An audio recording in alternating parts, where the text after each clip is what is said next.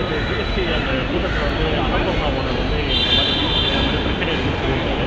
But ஆனால் நீங்கள் பார்த்தீங்கன்னா ஒரு மதிப்பு கேட்ட வீடியோ சமூக வலைதளத்தில் இருக்குது. அது அண்ணாமலையும் வருத்தம் தெரிவிச்சிருக்காரு.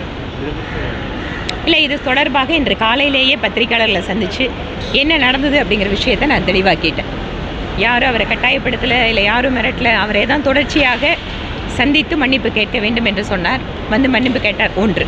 ரெண்டாவது, நீங்கள் சொன்ன மாதிரி மாநில தலைவர் திரு அண்ணாமலை இது தொடர்பாக அவர் தன்னோட சமூக வலைத்தள பக்கத்தில் இதற்கான செய்தியை வெளியிட்டு இத்தோடு இந்த பிரச்சனையை பற்றி நம்ம பேச வேண்டாம் அப்படிங்கிற விஷயத்த சொன்னதுக்கு பின்னால் நான் இந்த விஷயத்தை பற்றி எதுவும் இங்கே தொடர்ச்சியாக பேச விரும்பலை. அவ்வளோதான், சொல்லி முடிச்சாச்சு. நான் சொல்ல வேண்டிய சொல்லியாச்சு. இதுக்கு மேலே ஒரு மாநில தலைவர் ஒரு விஷயத்தை முடிவுக்கு கொண்டு வந்ததுக்கு பின்னால் நாங்கள் அதை பற்றி பேசுகிறது கட்சியினுடைய கட்டுப்பாடு இருக்காது.